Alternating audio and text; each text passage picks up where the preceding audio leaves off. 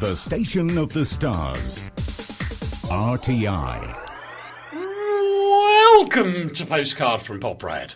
On a lovely, gloriously sunny day. It's absolutely glorious out there. And we'll quickly say hello to everybody before we get started and let everybody sort of gather their thoughts, as one does on a Friday, including...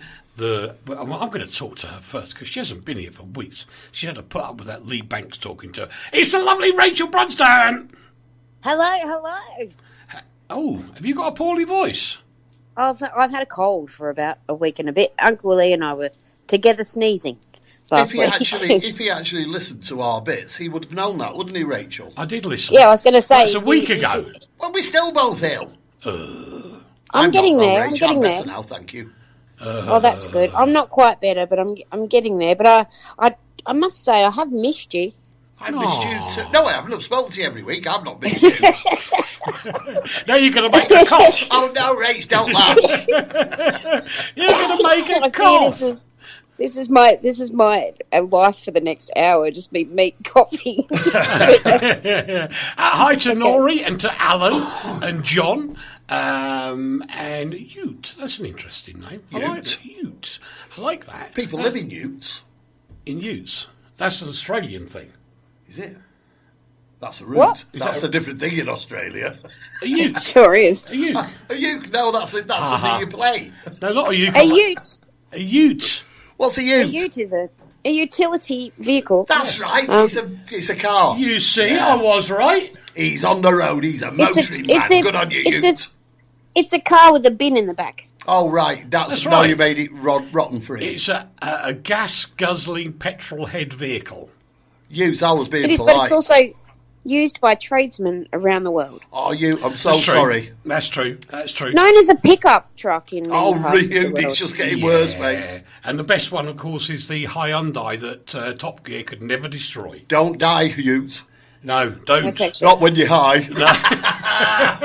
So how you been keeping, Rach? I've been good. I've been busy, and I've been, obviously doing a lot of very early mornings. But I've got the day off tomorrow. I'm very happy about that because my dad's coming from Adelaide. Ah, brilliant. And Really? I haven't seen him for ages, so I'm going to take him to brunch, and then we're going to do a bit of strolling around Melbourne, and then I'm going to take him to dinner, and then we're going to do more strolling. Oh. That's nice. So it'd be lovely to see him Very and nice. my stepmom Mary.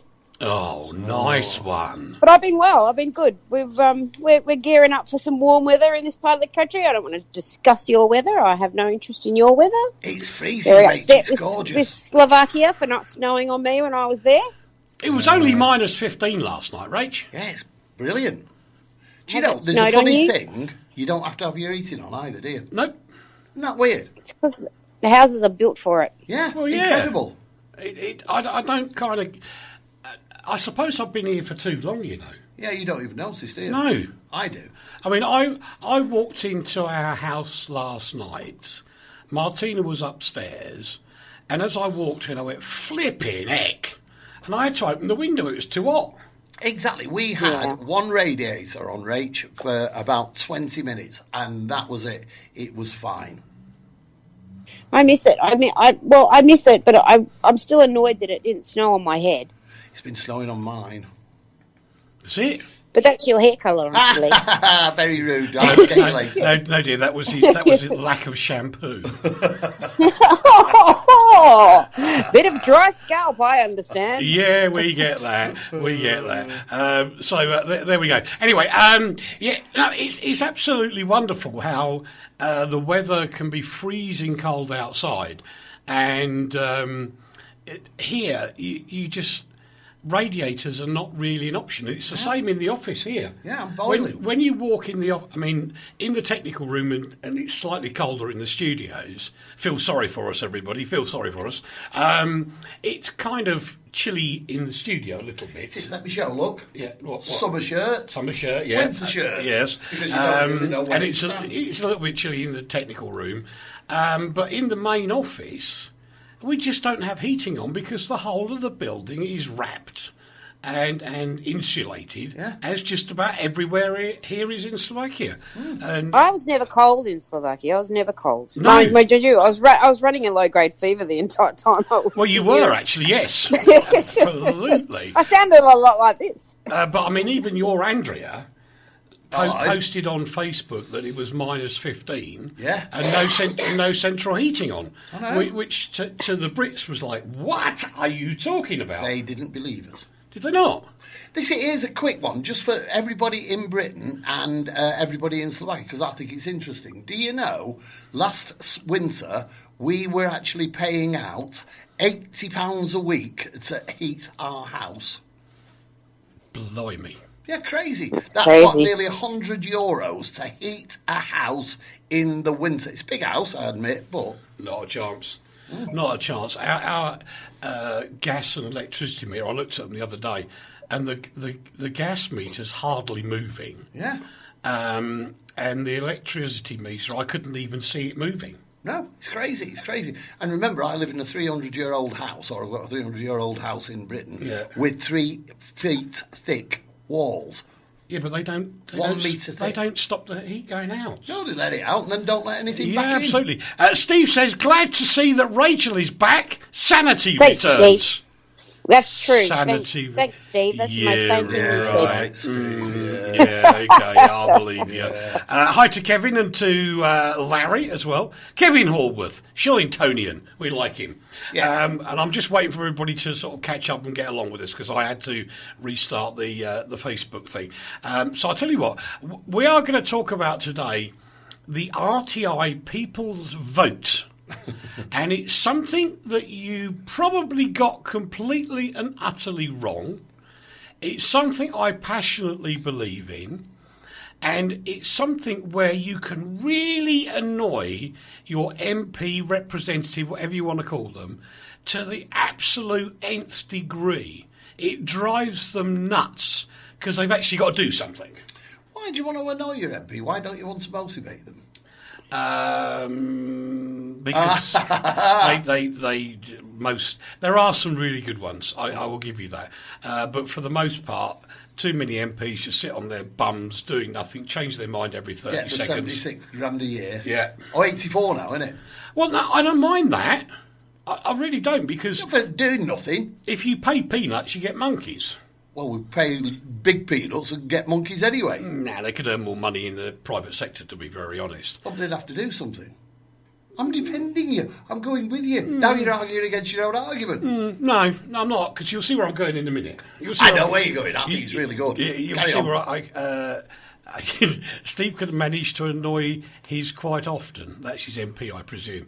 But still, we'll come back to that in a moment, but we will be giving you the details, and I've even given you some help on how to do it. True, I really have. I've been so good this morning. We'll start off with a lovely lady who sadly passed away, Baroness Trumpington. Bless her. She was one of the Bletchley Park code breakers, also a Tory peer, but that didn't stop her being her. It didn't. No, she was more like an independent peer, really, wasn't she? It's the word peer. It just makes me laugh. It makes me think of Brighton. But yes, she was, and she was a very brave lady to have gone through a life called Trumpington. Well, that's true. That is true. Do you know her, Rach? No. You don't? No. Well, Jean Trumpington was one of the people that worked on the Enigma Code project in Bletchley Park. Oh, well, then I should know her because you know how much of a nerd I am. Exactement. Yeah. And she was one of the ladies that worked on the project to crack the Nazi codes. And she was just like there. And she never talked about it a lot. That was the whole point.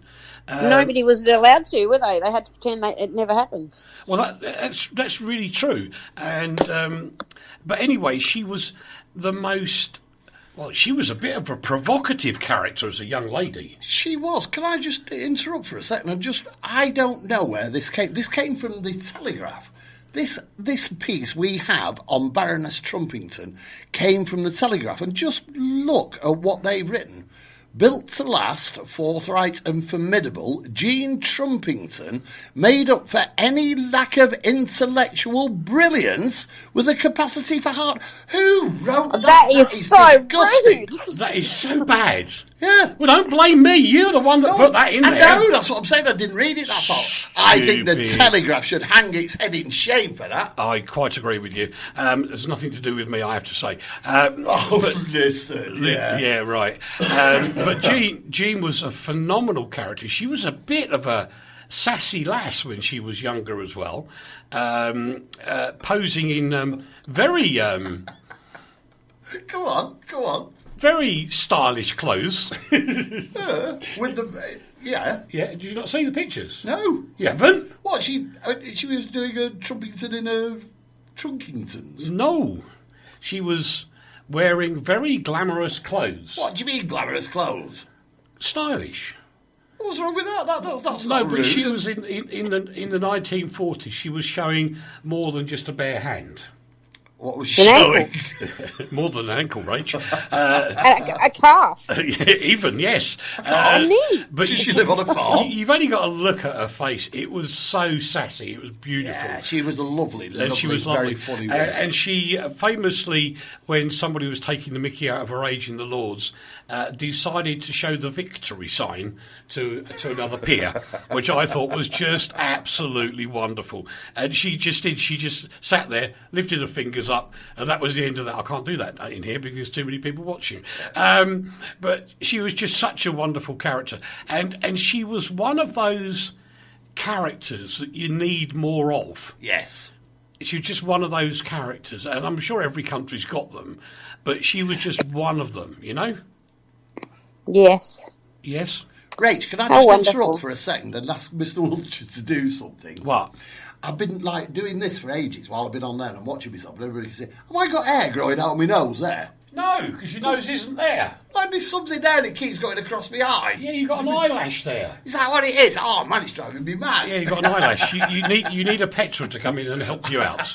That'll do. And that concludes the grooming part of the Yes, program. This is Thank you. true. I've just been I groomed agree. by I Eric agree. Wiltshire. I agree with this comment. She had more brains than whoever wrote that rubbish. I couldn't agree. Well with you said. more. Who said that? Well, one of the Steves. I've got so many Steves now. It's really right. ridiculous. Is it a man? It's a man.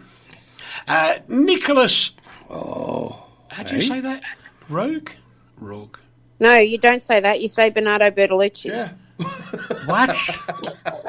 He's the next one. Of He's course the one. he is. Yeah, I'd missed that. I'm didn't so glad I'm back.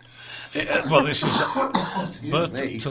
Yes, that one. Bernardo Bertolucci, Rach. What do you think? Oh, he was such a beautiful filmmaker. Just He was. really just so he was epic in everything he did, and he was just a master. People may know his work and they may not, but one of the most outstanding films he ever made was The Last Emperor.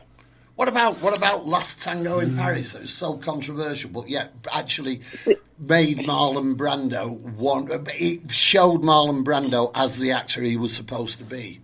Exactly. He just knew how to capture the very essence of a story and those people telling that story within it. He was just the most incredible visionary. I would like to say visionary, and I will. Yeah. He was a visionary, and he really could see past just plonking things on film. He really could. He was a true artist in every sense of the word. Now, actually, I'm going to have to change subject because you two will waffle on being lovely. We've finished for hours. now. We've finished. We're going on to Nicholas Rogue now. Oh, well, anyway, somebody thinks you've been down the pub. Well, it was last night, Lee. yeah. Somebody thinks Lee's Wasn't been me. down the pub. Oh, I was. When? Last night. Not this morning. I don't go to the pub in the morning. I'm not up early enough. Well, they all think... Yeah, and they're not open They are here. they are here, Rach. at 5 a.m. Yes. You mean still open or opening again? Opening, well, still open and opening again. Yeah. There Yeah, you go. it's very handy, actually. But no, I've not been to the pub this like cheeky when monkey. you got people on night shift, they want to have their evening in the morning. Yeah. You can go to the pub. That's right. Makes I used logical to sense. do And you can when I get worked you in can get a food cab street. home. You can get a cab home for $1.50. Yeah, exactly. Anyway, This place. people think you've been down the pub this morning, Mr. Banks, because you haven't spoken the immortal 3 The words. ConsumerWatchFoundation.com. Read it this week. It's got an incredible stories on it. Here we go. actually have. Listen to this now. Sorry, listen to this. This sorry, is Rach, important. sorry. This is really important. Uncle We Vic. have now. Everybody will know this name. Brendan Hanrahan, who is one of the Fleet Street doyens, who is now working for the Daily Telegraph. That means he's famous. Yeah, and he is now writing for the ConsumerWatchFoundation.com. And he's Why been can't down you the just pub as say, well. instead of being a lovely journalist and going, doyens, why can't you just say he's famous? Because he has a lovely linguistic style. Uncle Yes, Lee is and also he's not Uncle famous. He's a doyen. Uncle Lee is mellifluous, and he should be allowed to score. That only because Oh, I've been heck. to the pub this morning. Oh, gosh. yeah, I quite agree. Well, I agree. 14 minutes, he's definitely hungover. We move on to Nicholas. Nicholas Rogue. Nicholas Rogue. Is that Nicholas Rogue? Is that how you say it? Of course he is. What do you think? He's Nicholas Rodgy. Roggy. Roeg? Nicholas Roeg? Nicholas Rogue. Rogue. Yeah, the Rogue. man who made the superlative, the astonishing, the powerful, the passionate, the pristine, whatever another P word is, called Don't Look Now, with that Donald Sutherland person in it, who had that incredible sex scene, not six scene, with that woman who, I've forgotten her name. What a producer he was as well, or director, wasn't he, Rach? Yes. What Brilliant. was the Another movie I brilliant. didn't The man see? who Don't the Look man who Now. fell to Yeah, earth he was didn't look such a down. great film. I've never. Do you know, you've mentioned several films so far. I still haven't watched one of these. What, you never seen The Witches of Eastwick? No.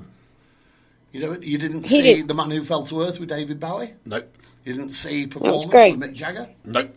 Sorry, Rach. If it didn't have a dumb looking car and an idiot in a tux, or a great big picture of a library that's actually full of pamphlets, then Uncle Eric didn't see it. Excuse me. I'll let you off, and may the force be with you. On May the 4th, you letting her off. Right, we move on, or we move backwards in our terms. There's been a tremendous amount of arguing to and from, especially on social media, about the requirement to have a second Brexit vote known as the People's Vote. The people had the votes. Sorry, I'll shut up now. Sorry. Now, I have a problem with that. So do I. If you have yet another vote, everybody's saying, oh, it's going to cost millions for this and millions for that. The minute you have another vote, you instantly cost your taxpayers and your country an absolute fortune. Right. Yep. Yep. Agreed? Everybody agreed on that? Same with you, Rach? Yep. Yep. Right, good. Because this applies all around the world, in the democratic parts of the world. And who did we miss out? Harry Smith. Who's Harry Smith? Oh. We missed out. Gavin Ford. Oh, I'm still lost. Anyway, back to important things. Sorry, Harry, I think you're important. One of the most important things you can do, and let's look at how things work. Most political animals are scared to death. They really are, because once they get chucked out of being in office, what the blinking heck do they do?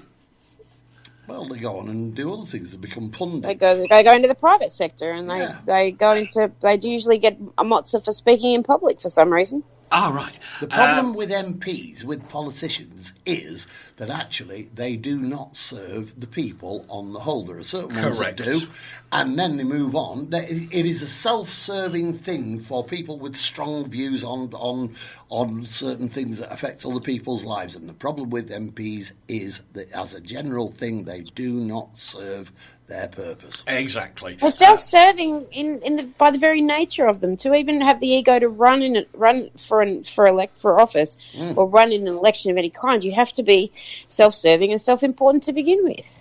Yeah. Yeah, you kind of summed it up beautifully well. I there, suppose, Rich. though, you've got to be fair in that if you want to be a celebrity of any kind, which MPs are now celebrities and have been for the last 50 years, or longer, really, then you have to have a certain kind of ego and something you want to express. And it's the expression of the political point of view to the detriment very often of the public view that you're supposed to represent. Correct. Where it all falls apart. Yeah.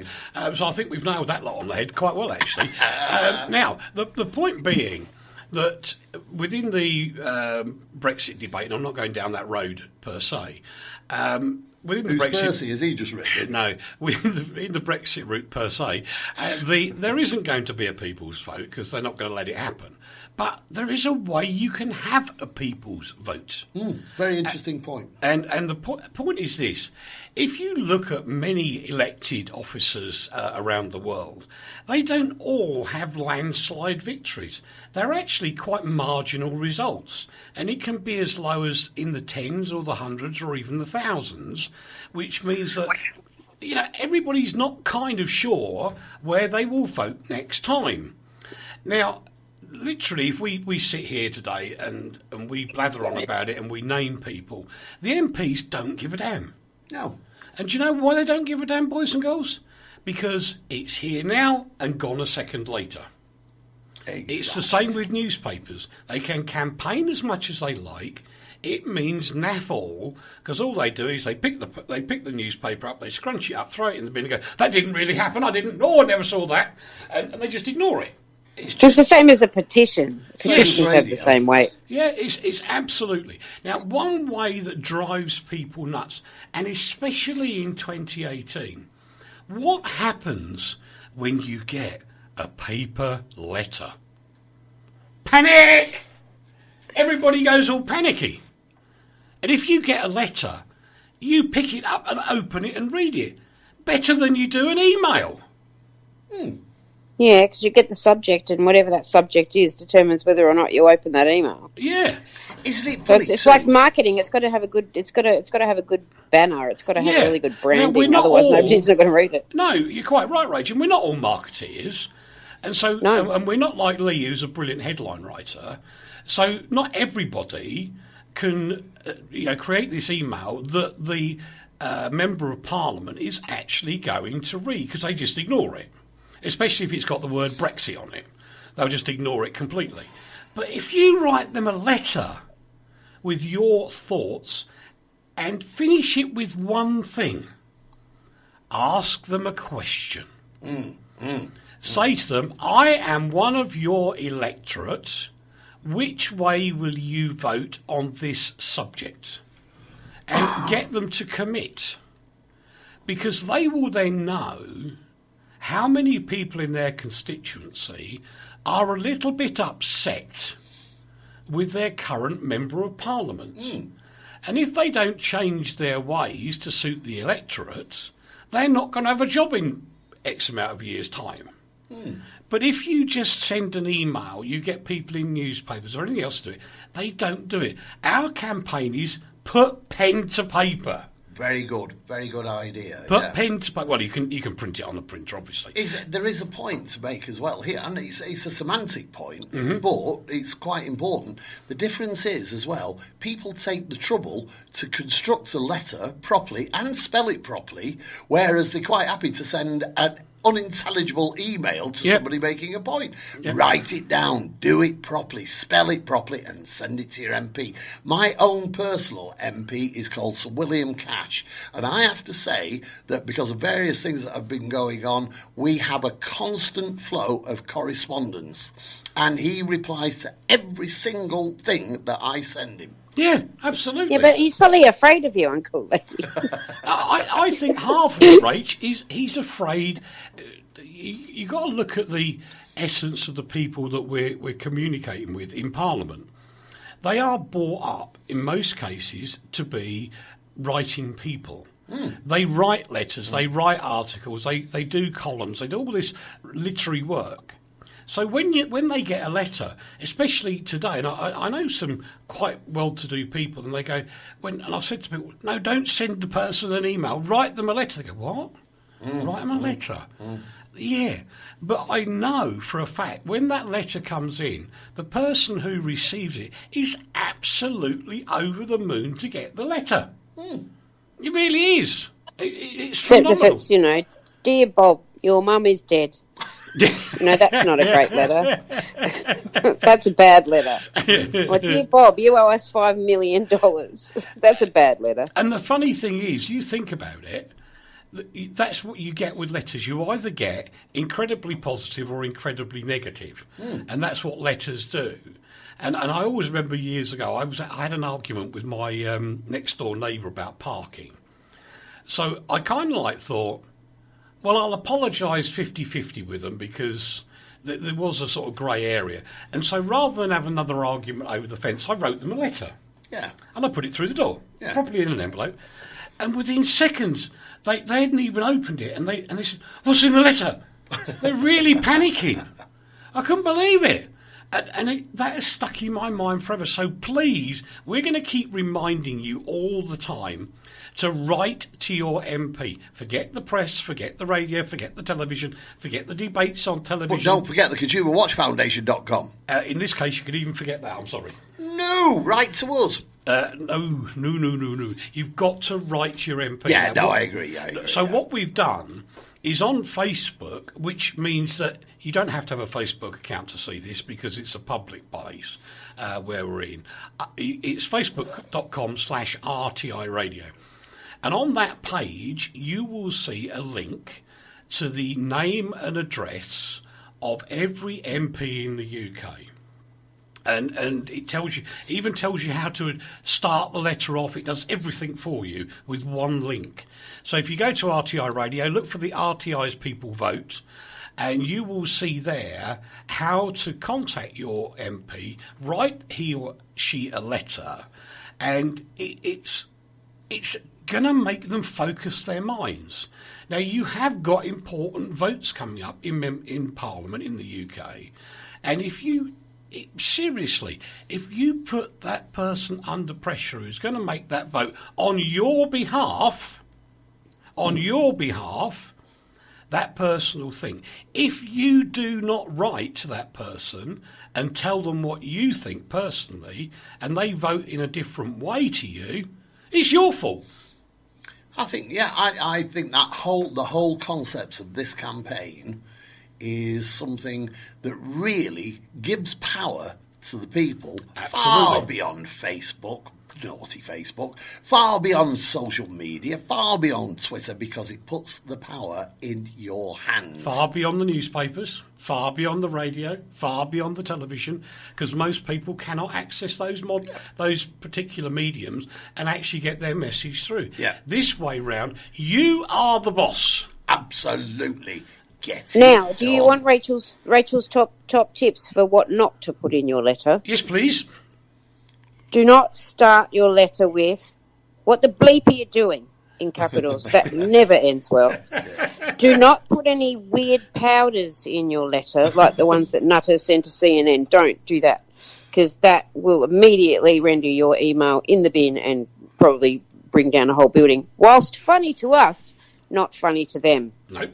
Don't end it with, and if you don't do it, I'm going to bleep your house and bleep your wife, because that's always bad to do. Nope. So that's my top tips for how not to write a letter. Yeah, I think it's the same with everything, Rach. When you write to me, and I complained to, I can say the name, not the brand, under European law. I complained to Philip Morris, the manufacturer, on Monday.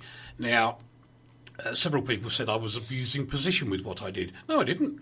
But I did write, "Dear Sir, Madam," and I finished it off with "yours faithfully," as it should be. You were abusing position? Somebody said I'd abuse position over that product. That's only because they haven't got the position. Why? What position? Were you lying down or were you sitting up? Well, no, because in my signature it says what I do. He only abuses lying down, actually. Hello, Marlene. How are you? Hello, Marlene. Wait, Marlene. Lee, don't make me cough. Don't make it cough.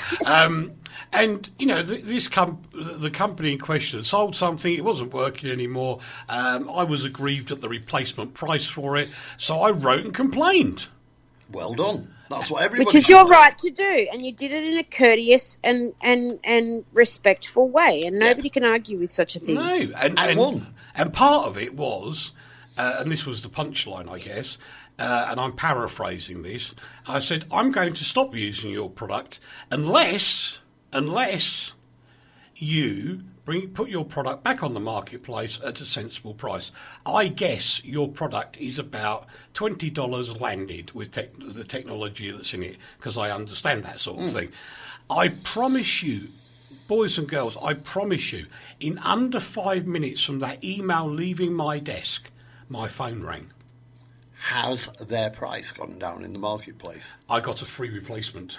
That doesn't mean the price has gone down in the marketplace. And they added to that they now have a new offer, which brings the price down if you buy some consumables with it. Yes. The consumables are less priced than the shop, and the unit goes from €99 to 33.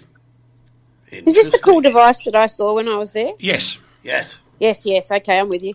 And literally, it was 2/3 off the price of the device. It was about 10% off the price of the consumables. And I wasn't forced into buying that. I'd already been given about a code, and the lady who works for said company was messaged in the supermarket she was working in to say I was on my way. And by the time I got there, everything was marvellous. But if I hadn't have done anything... Or if you'd been rude. If you'd been nasty. Yeah. Sometimes nasty works, though. Sometimes, Well, but yes, in you most catch cases, more flies no. with honey, Uncle Lee. No, I would have thought Can so. I tell you a consumable story very quickly? Of course. That happened to me yesterday. This is very strange. I went, because it's really cold here, Rach, and it's snowing, and it's all the things that you missed. And I went to buy myself a big spotty scarf, right? Because I liked A it. scarf? A big spotty scarf. You girl's blouse. No, it looks really cool. I look like I don't know what I look like, but anyway, I look You like something. you look like a novelist. That's what you look like. Oversized Doctor Who. I had my hat on, and Brendan Hanrahan, on the day, who writes now for the ConsumerWatchFoundation.com, actually said I look like Jethro Tull. Ian Anderson, Jethro Tull. Thought, thank you very much. Dapper. So Very anyway, dapper. I went in. That scarf, my big spotty scarf, was €20. Yeah. The girl behind the counter said, if you buy a pair of socks, which had Santa on them, so I'm giving them to Andrea, then you get 20% off. So, and I also got a free Santa hat, which I've given to Andrea because she's stupid enough to wear it. Right. Oh, stop it. That's lovely. I And love the Santa. total cost came down for everything for the lot, €17. How does that work out? Because you got a discount. But I got a discount. I got loads for free, and I got my scarf for cheaper. We did that. Where was it? In the M&M store in London. Yeah. I like M&Ms. In Leicester Square. Yeah. They've got a big shop there where you can buy all the cushions and da-di-da-di-da. A few years ago, we went in there just for fun. Yeah. And I think it was one of the few shops that was open that wasn't selling electronic goods or something on Boxing Day. And we bought the stuff, and this really nice guy said, if you buy this as well, it will actually bring your overall price down by £10 or something. Bizarre, isn't it? And then, so he said, oh, well, hang on, now you've got that. If you add that to it, it'll be £1 dearer than where you started from, but you've got 3 things. I went, yeah, I can do that. And we ended up with 2 carrier bags full of stuff. And how crazy it's like being on QVC. I couldn't get my head around it. This is the opposite to the experience I had at the M&M store in Times Square. The exact opposite. No, listen to this. They looked at The me and went, M&M "Buy this store in now, or your Times life will be Square. ruined." Times Yeah. Square. Let's just Times name Square. drop Times Square. Yeah, go on. It's true. But I walked in there and they acted like if I didn't buy that mug, not only would my life be in ruins, No. but I bought it anyway. Oh, well, that's all right. That's all right. We haven't got time for an ad break. I won't do one. Our thoughts and prayers, by the way, with the citizens of the Ukraine at the moment, which some will and some won't know, is about an hour away from where Lee and I are sitting right now. And the Ukrainian president's actually been on Sky News. I watched the interview. And he's really, really worried because he's claiming and showing people imagery from that which he considers to be a growth of tanks on the borders of the Ukraine just after this week, where there was a spat between Russia and the Ukraine over the Black Sea. And I've got to say, I'm really cross with the international organisations, because at the end of the day, Russia nicked the Crimea. It wasn't theirs. Nothing happened. Equally, they're now having to go at something else. Nothing's happening. And do you know what? All these silly little, oh, you can't do this, you can't do that, you can't do the other, is not working. You've got to be more forceful with idiots like this. And they shoot down the passenger jets out of the sky and nothing happens to them. Correct. This is, it's just beyond reason, and the Ukraine is sitting there basically just sitting ducks. It's so exactly. wrong. Well, that and Poland, actually, as it goes as well. Yeah. Many of our friends in Poland put lethal poison on the streets of Britain and say they were visiting Salisbury Cathedral. Exactly. So, guys, I know this could be tough, and I know it will be tough on the good people of Russia, who are very, very normal people. But let's get the sanctions working. Stop buying exports from the Russians. I know it's a bit of a problem with gas in Europe, but get a grip. There's ways of doing it. Turn your gas down a couple of degrees. It will cause Russia a problem. Stop making sure stuff can't go in through the back door. That will hurt Mr. Putin, because eventually the Russians will go, I've had enough of this. Just as they did back in 1989, where everybody here said, we've had enough of you lot in Moscow, get out. Did you know Mr. Putin is the richest man in the world? Yes. I didn't know that until a couple of weeks ago. Yeah, he steals money from underneath babies' mattresses in their sleep. No, but that's the essence of communism, Rach. What, you steal money from underneath? No, the essence of communism, I don't mean the Marxist type stuff, I mean the pretend version that's used, is we're all equal as long as I'm more equal than you. Yeah. Yeah, exactly. And that's how I mean, works. He's mates with Trump. What do you expect? Bit like democracy. Somewhat. Royal Mail often gets slagged, and I'm sure mail services around the world often get slagged. And I just love this story for somebody in the Royal Mail in the UK doing such a wonderful thing. And he only got paid for it. He could have actually got told off for it, to be honest, but he didn't. This 7-year-old boy sent a birthday card to his late father, and he was only 7, and he wanted the card to be delivered to his dad in heaven. And Mr. Hyman, Mr. Hyman, that's Jason Hyman and his sister. They lost their father 4 years ago, and they always like to remember his birthday at this time of the year. So 7-year-old from West Lothian, that's up in Scotland, decided to send a birthday card with a special request to the postman. He wrote on the envelope, "Mr. Postman, can you take this to heaven for my dad's birthday? Thanks." What ensued was just phenomenal. A gentleman from Royal Mail actually wrote back to the young 7-year-old and said, "This was a difficult challenge, avoiding stars and other galactic objects en route to heaven. However, please be assured that this particular important item of mail has been delivered. Royal Mail's priority is to get our customers' mail delivered safely. I know how important your mail is to you. I will continue to do that and ensure delivery to heaven safely." And this was sent to the little 7-year-old boy. And I've got to say, round of sandwiches to the gentleman at Royal Mail, not Royal Mail itself, but a really good guy at Royal Mail who's probably made a 7-year-old happier than that 7-year-old could ever be at this time of year. I mean, at risk of sounding like a bit of a curmudgeon with this story, how's this nice man from the Royal Mail going to explain how he didn't get a letter back? Hey? Rachel, naughty Rachel. Naughty Rachel. Yes, naughty Rachel. Naughty Rachel. Naughty Rachel.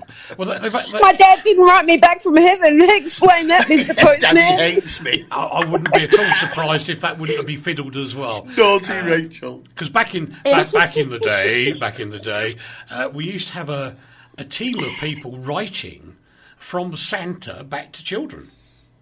It used to happen. We used to do it in newspapers. We used to do it every time. Yeah. We always used to do it. Always but did that it. old cool mudgeon in Australia just ruined Christmas for terrible. everybody. I'm so sorry, but Lee, this one's- I had to ask. No, because we're going to be terribly British, stiff upper lip and all that, and we will make sure that youngsters got what they wanted.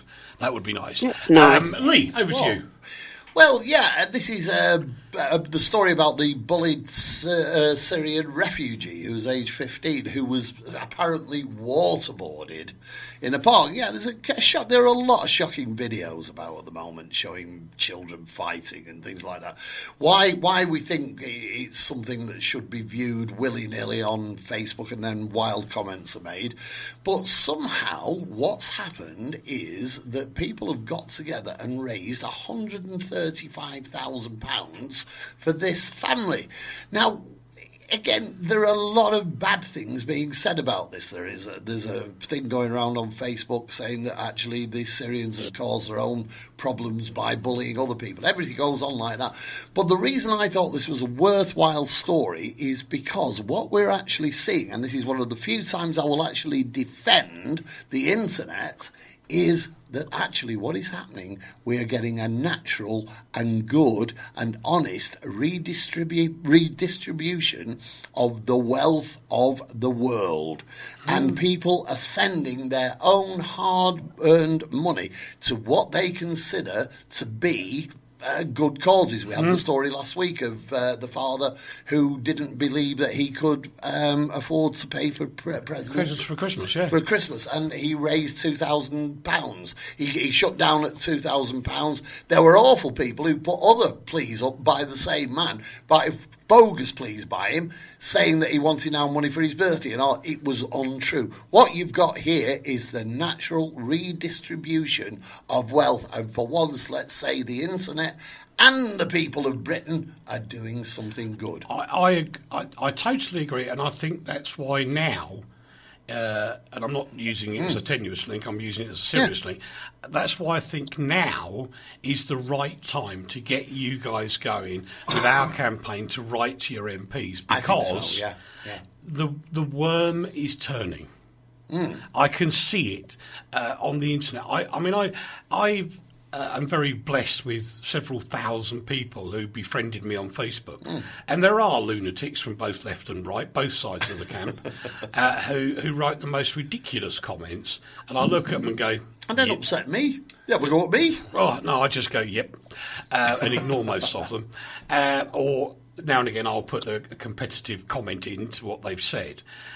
And the fact is that the extremist side of society has got to be brought to task. Yes. And the way we do that as normal people is stand up for ourselves. No one's going to do it for us. We can't be snowflakes and let everybody else do everything for us. It's not going to happen. And you can see it in every set of politicians. One minute they want this, the next minute they want something different. And it matters not where they are, because I will judge all of them as having changed their tune at some point. And I don't care who you're talking about, I'll argue it both ways. So what I see here with this story, and why it is so wonderful, is people are going, no, actually, this bloke's all right. Yeah. He's all right. He's not a lunatic. He's not a nutter. He's not a person coming here trying to rob us. He's not trying to get everything for free. So you know what? We've made a decision. We are going to help him. We're giving him. I like the sense of when these stories happen, like with Trolley Man after the attack in Burke Street. It's a sense of telling this person that not everybody's like this. Yeah, absolutely. Not everybody feels this way. This is a minority, and you needn't be afraid of it. And I just like that whole sense of community that comes out. And if it happens to come out with money, even better. Yeah. Steve's actually just asked a question which is pertinent to where we are at the moment. Talking about the redistribution of wealth, I'm asking around to see if anyone has an old laptop that they can give to a lady who is in a wheelchair so she can communicate with the outside world. Steve, there are a number of organisations with the same name as it goes. In fact, I found one the other day in Thailand. And when I said good luck to them, they said, get this, they said, we stole the idea from you. And I thought that was really nice. And apparently they did. And there's a number of organisations around the globe called Digital Angels. And it's a growing brand. And I'm not at all fussed by who thought of it first. I don't know whether we were first, and I include Lee and Petra and Martina in that, and Jan, obviously. So I don't know who got it first, but there's a lot of them about. And they're called Digital Angels, and the primary function is to recycle, not upcycle, recycle old tech from companies, rather than them having to put it under the crusher. So have a look round, Steve, for Digital Angels. If that you can't find anything, get in touch with us, and we'll try and find somebody for you.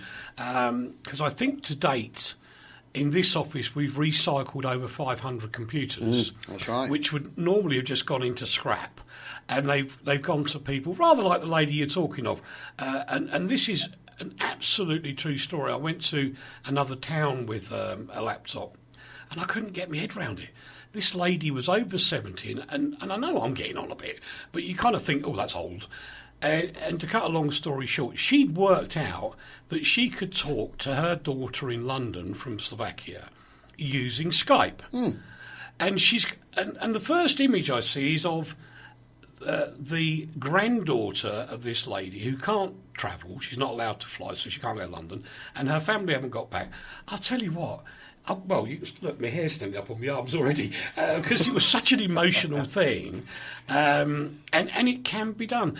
People don't realise how you can recycle goodies from companies, and I have to say thank you to Metropolitan International Schools, to KPMG, to Marlborough Information Services and several others, who have donated computers for us to give to kids and schools, adult training centres, old folks centres, just so that they can have something that they wouldn't normally have. There is enough goodwill in the world. We just need to kickstart it a bit. I think you're right. Yeah, I think we're right. You're right. We're going to have to run on a bit quickly because we are getting short on the terrible times. There's lots more reports coming out about the climate change. The last 4 years, the world's hottest, as they say, and they're talking about CO2 rising. By the way, it will be minus 15 again tonight in Poprad, Slovakia. And do we care? No. Quite toasty. Quite toasty. Donald Trump doesn't believe the thing. What an idiot. Well, I have to say I'm 30% with him. You can't be 30% with him. You can't possibly be 30% with him. The man's an idiot. Well, it would, if you're 30% with Donald Trump, it makes you a 90% idiot. She's being really naughty today. She's been storing all this up. Sassy, She's been storing all up. Where I have an issue with it, I think some of them, like so many things, get blown out of all proportion. And the fact is, irrelevant of CO2 and climate change, and there was a wonderful thing, actually it's been tested in America and in Australia, where they're using waste materials to cut down CO2 in farming. Brilliant documentary on it, and it was fabulous. So those great huge farms that President Trump's going on about from time to time are now actually cutting down CO2 themselves. Yes, but what this is that Donald Trump has got against a report that's been issued by his own government. Oh, I know. Talking about, and this was his reasoning behind it. This is what he said. This is how he reasoned it. He says, because I trust my gut more than I trust anybody like this. Well, but I kind of get that. Well, No, you've got to be I don't. guts to trust. It's science, Uncle Eric. It's science, Yes, Uncle Eric. I know, It I is agree. science. And I will give you one example. Recently, there's been a spate of stories in media across the whole of Europe about the new cellular towers going up, whereas the arguments about 3G, 4G have died off. So now 5G is coming out.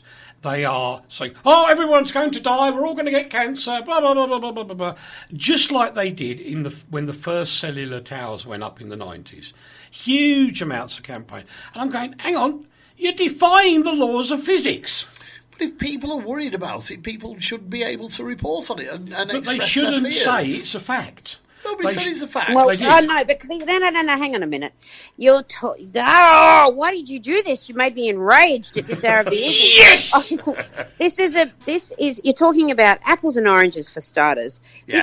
This is scientific information that has been proven for decades about climate change versus is the Earth flat or round? Yeah. It's complete. Do you know? I'll tell you who is a bigger idiot than Donald Trump.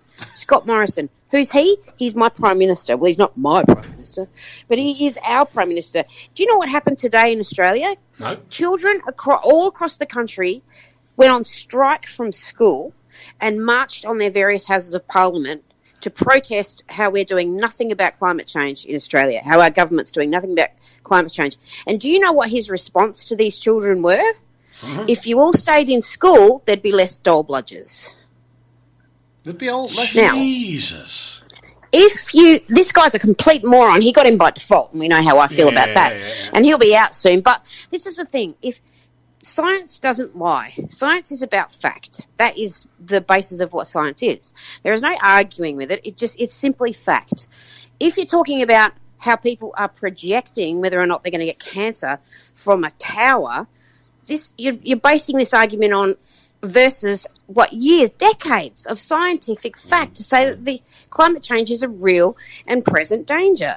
Yeah, So I to get say that he's 30%, if you're 30% agreeing with him, then I 100% can't be your friend anymore. But, to take your words, they've been doing scientific tests on cellular towers for decades. They've now proven that there is no danger from them. And therefore, the decades of scientific proof are what I'm using to say the numpties that are doing it again now are idiots.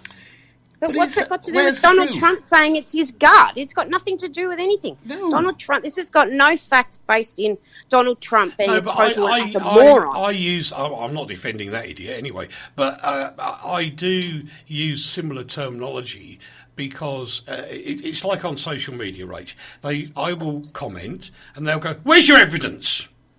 And I go, I can't give you the evidence. Well, if you can't give us the evidence, it's because you're wrong. No, I go to certain meetings which, irrespective of a declaration of non-disclosure, I cannot say what happened in that meeting, but I can say you're wrong. And they go, "No, if there's been a meeting, it will be in the public domain." No, it isn't. And there's this whole thing where I sort of go down this is my gut feeling. And I do, unfortunately, use that word from time to time. Yeah, but it's a difference between you saying that on Facebook and this idiot saying it against his own government in the international press, isn't it? Yeah, but I can say you're a wally in here and I'm on the radio. Yeah, but you've got Yeah, but it's if you've got different. evidence, and you can say I don't have the evidence to give you because it's secret. That's one thing. But he's got evidence which is been presented to him by his own government, by scientists, to say that what he's saying is absolutely untrue. And so whereas you're making an informed comment, he's just a big fat liar. Yeah, I get where you're going, Rach. My problem is I don't 100% believe in all of the climate change reports. I do believe in the cycling of climate changing, as it does from cold to hot to hot to cold, has been proven over centuries of looking back. Where my 70% comes in is that if you're not careful, boys and girls, fossil fuels will run out, and then you've got a big problem. And that's why I'm not saying I'm pro climate change reporting. I am pro the reality of life that fossil fuels will run out. You've got to find replacements for them, and whilst you're doing it, make sure they're good eco-friendly ones. Very quick example of what you're talking about, though, Eric. One of the first stories that I did for a national newspaper was in a town just outside Horwich, which is near Bolton. In Lancashire, in Britain. And the story was very simply about the fact that they put electricity pylons across a village, an ancient village, and they were starting to build new houses in the village. Now, this was a plethora of electricity pylons, and people were afraid that it would affect the children. And what science proved was that there were clusters of cancer around the areas where these pylons were put.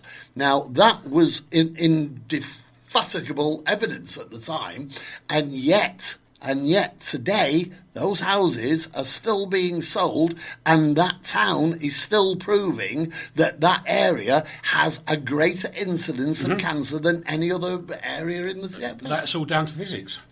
Down to physics? Yeah. Yeah, of course it is. But what we're saying is that the proof No, if you'd is have asked me on that specific subject, I would agree with you. There are problems if you get too close to high-powered electrical sources which have a huge amount of radiated power.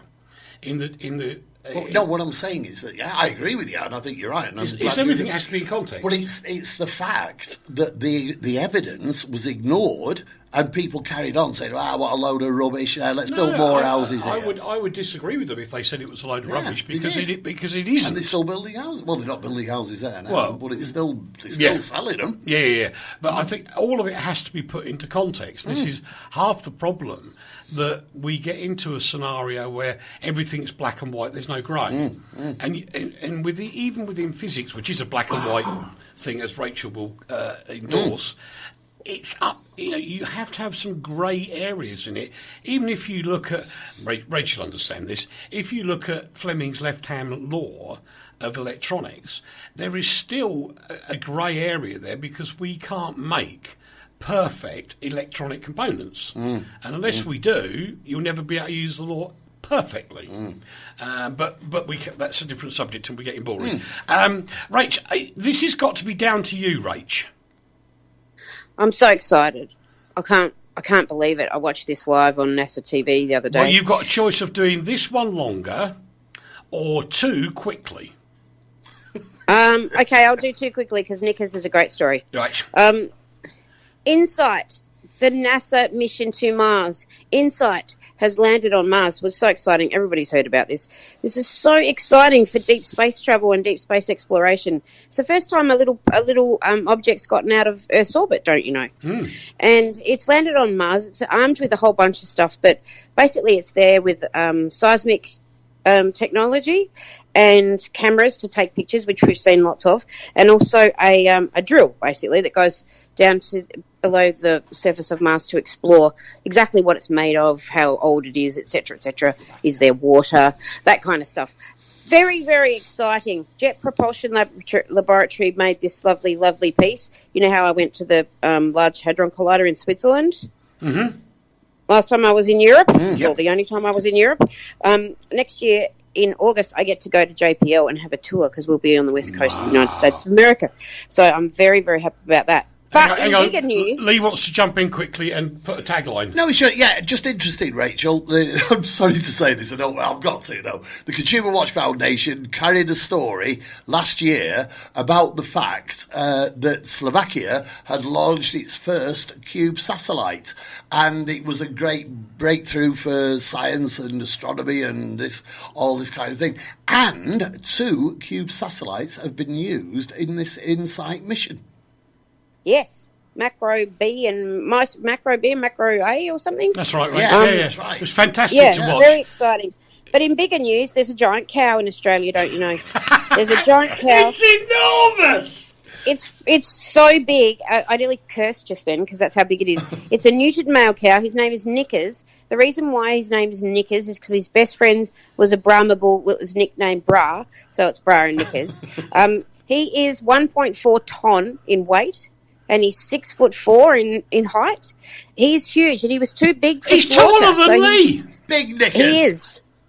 He is. He's got big knickers, and he was too large for slaughter, so they kept him in. Now he gets to live his days out on the farm. Well, they couldn't actually get him into the slaughterhouse, could they? No, he was too large to go to slaughter. He was too big. Right, Rach, people say you shouldn't be big, but you can be. Right, and I'm just going to do one quick thing. Don't forget about the letters.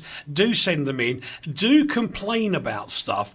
And I've got to finish with something I'm desperately trying to find quickly. If I can't find it, I'll just read it. Yeah, I reported an advert to Facebook this week, and it was another one of these Bitcoin con adverts. And guess what? We removed the ad you reported. If you write into people, it can make a difference. Exactly. And it will make a difference. Rach, you're having a nice lazy weekend? Well, no, I've got Dad coming, so I'll be quite busy, but otherwise I'll be lazing in the moments that I can. Agreed. And Lee? I don't know what I'm doing. I'm just going to have a weekend. Walk around in your scarf. I'm going to walk around with my big spotty scarf.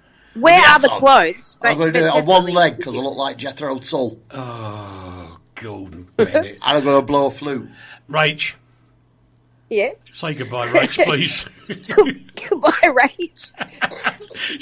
She coughed so much she couldn't say the please. Come on, Sooty.